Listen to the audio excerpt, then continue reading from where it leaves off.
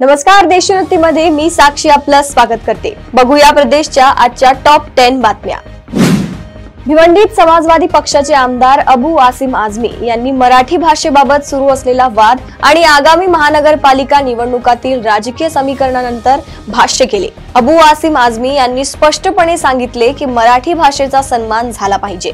हे महाराष्ट्राच्या अस्मितेशी आणि संस्कृतीशी निगडित विषय आहे, परंतु त्याचबरोबर त्यांनी असेही सुचवले की ज्यांना मराठी येत नाही त्यांना मारणे फार चुकीचे आहे। सोमवारी रात्री जे हॉस्पिटल मधील एका 32 वर्षीय डॉक्टरने अटल सेतूवरून खाडीत उडी घेऊन आत्महत्या करण्याचा प्रयत्न केला। ही घटना काल 7 जुलै रात्री 9:43 घडली। डॉक्टर ओमकार भागवत कवितके असे या डॉक्टरचे नाव असून ते कळंबोली येथे राहतात। सदर घटनेची माहिती मिळताच पोलिसांनी आणि बचाव पथकाने तातडीने शोध मोहीम सुरू केली आहे, परंतु उफाळलेल्या लाटांमुळे अद्याप त्यांचा ठाव ठिकाणा लागलेला नाही। मीरा भायंदर शहरात कायदा व सुव्यवस्थेचा प्रश्न निर्माण होऊ नये म्हणून मनसे व मराठी एकीकरण समितीच्या मोर्चावर पोलिसांनी कारवाई केली असेल असं वक्तव्य मीरा भाईंदरचे आमदार नरेंद्र मेहता यांनी केलंय।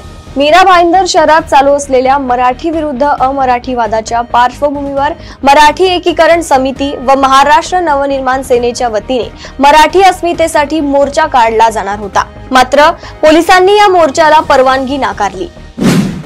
मालवण शहरातील मेढा येथील समुद्रात मासेमारीसाठी गेलेली एक छोटी नौका जोरदार वारा आणि लाटांच्या माऱ्यात पलटी झाली। या घटनेत नौकेतील 3 मच्छीमार समुद्रात फेकले गेले।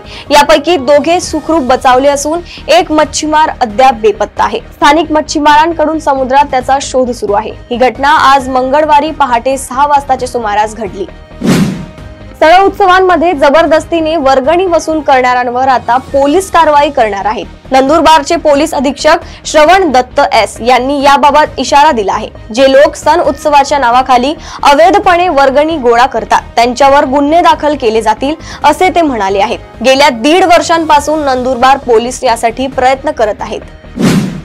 Pune Nashik semi high speed railway प्रकल्पास विलंब होत असताना पुणे नाशिक औद्योगिक द्रुतगती महामार्गाला गती मिळण्याची चिन्हे आहेत। पुणे, अहिल्यानगर आणि नाशिक या 3 जिल्ह्यांना जोडणाऱ्या या द्रुतगती महामार्गाचा प्रस्ताव लवकरच सरकारच्या मान्यतेसाठी पाठविण्यात येणार आहे। यामुळे पुणे नाशिक दरम्यानचा 5 तासांचा प्रवास 3 तासांवर येईल। सोलापूर जिल्ह्यात आषाढी एकादशीच्या दिवशी एक दुःखद घटना घडली आहे। पंढरपूरला विठ्ठलाच्या दर्शनाला निघालेल्या 2 तरुणांचा एसटी बसच्या अपघातात मृत्यू झालाय। सुरेश बाळासाहेब पाटील आणि शिवाजी बापूसाहेब दळवी अशी त्यांची नावे आहेत। 6 जुलै रोजी रात्री 9:50 कुर्डुवाडी पंढरपूर रस्त्यावर लौड गावच्या हद्दीत हा अपघात झाला। भरधाव वेगात असलेल्या त्यांच्या दुचाकीने एसटी बसला समोरून धडक दिली। अघोरी उपचाराच्या नावाखाली मांत्रिकाने माय लेकींना वर्षभर घरातच डांबून ठेवल्याची संतापजनक घटना सोमवारी यवतमाळातील वंजारी फैलमध्ये समोर आली। पोलिसांनी मांत्रिकाच्या घरावर छापा टाकून या माय लेकींची सुटका केली। या प्रकरणात मांत्रिकांसह 4घांना ताब्यात घेण्यात आले आहे। राज्याच्या परिवहन खात्याने मे महिन्यात मोटार वाहन निरीक्षकांची ऑनलाईन बदली प्रक्रिया राबविली असली तरी यात प्रचंड त्रुटी अनियमितता झाल्याचा ठपका ठेवण्यात आलाय।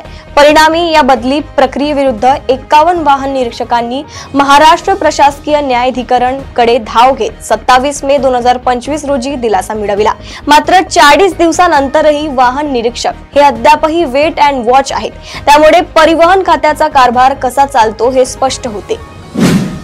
मोबाईल चोरीच्या आरोपाखाली सहार पोलिसांनी अटक केलेल्या एका 26 वर्षीय तरुणाने लॉकअप मध्येच आत्महत्या केली।